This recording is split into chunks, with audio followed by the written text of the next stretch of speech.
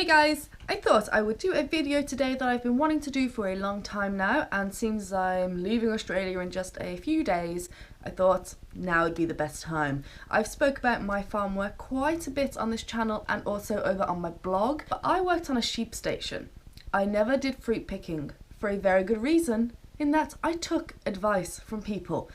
And I want to talk to you about it because this is serious. So many backpackers get scammed with fruit picking jobs, and not just for a few bucks here and there they get scammed, they get taken advantage of. Sometimes it's dangerous, but I'm going to run through all of the things that can happen if you land yourself with a dodgy fruit picking company. If you're here, you already know that you have to complete your 88 days rural work to get your second year working holiday visa.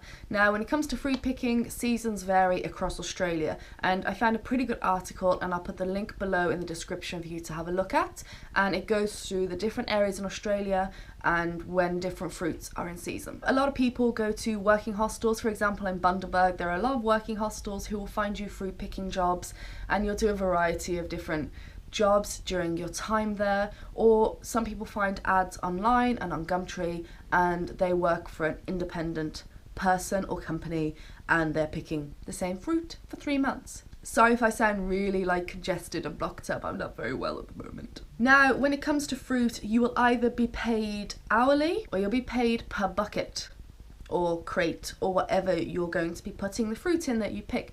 So think about this. If you're getting $20 per crate, what are you getting $20 a crate for? Watermelons or grapes? Now, certain fruit out there can be picked at around $20 per hour.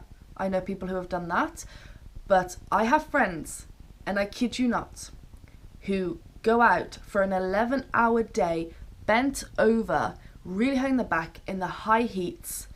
Their employer tells them they're not allowed to have water, that they're not allowed to have toilet breaks, you know, going against every human right we have. And then they literally end the day earning $5. And then they are shoved into a room with 12 other people, lots of people sleeping on the floor as their free accommodation.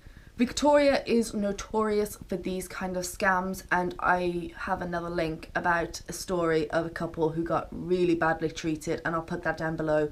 And normally I'd say don't listen to the minority, don't listen to all the horror stories, but unfortunately when it comes to fruit picking, it's not the minority. This happens way too often, and it's why, until the Australian government crack down on this, on their regulations, and stop people taking advantage of foreign workers and backpackers, then don't do fruit picking.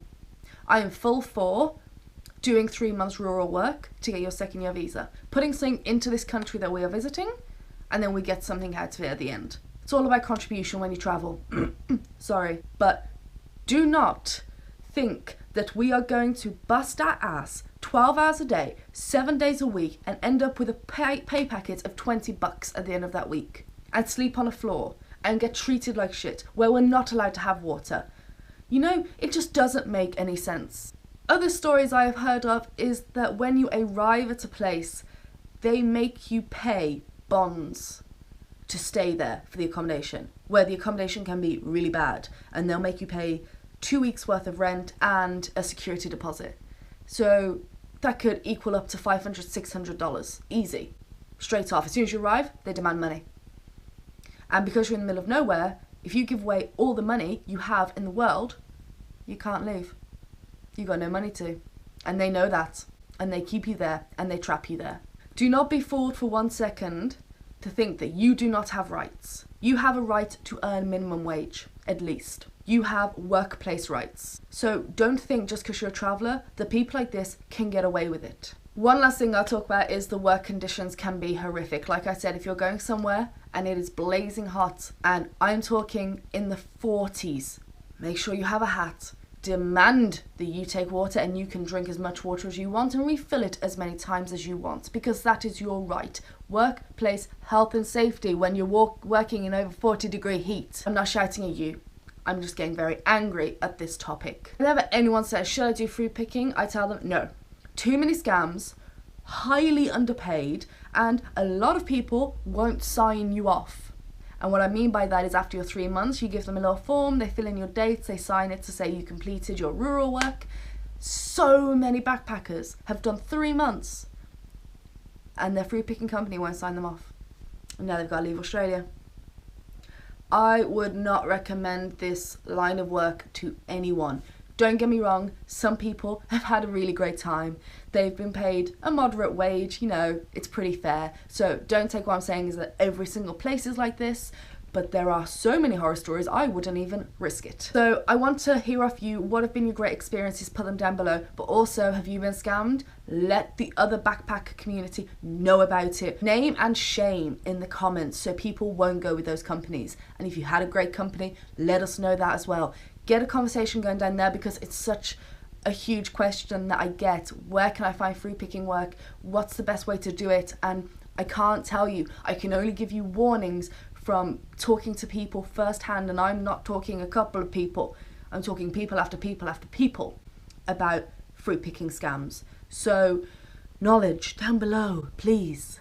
If you do not want to do your fruit picking work and you want to work on a cattle or a sheep station, then check out my video of how to find work in Australia. I'll link that down below as well, or put it on the screen. And I talk about how going around getting my rural work, and I would say 110% working on a sheep or cattle station, a million times better. And I haven't even done fruit picking, but I don't even need to do it to know that working on a sheep station, mustering, shearing, drafting, drenching, living in the outback in the bush with a family, getting home-cooked meals every night, looking out under the stars of the bush, learning how to ride quad bikes and fly aeroplanes and all that crazy stuff comes from working on properties in the outback. Rant over. This video is more of an opening for you to discuss down below. Get the warnings out, but get your good stories out as well, and use this as kind of like a forum again, and come back and check, because no doubt lots of you have had bad experiences and lots of you have had good experiences. So let us know down below, and I'm gonna go because I can't really talk. I'm very nasally today. And my hair just got washed. Lovey! Don't forget you can subscribe, keep up to date with all my travels, and get some advice as well. There is also Facebook, Twitter and Instagram. All at Psycho Traveller, but the links are down below, and get talking down there. I'm looking forward to seeing and hearing your stories.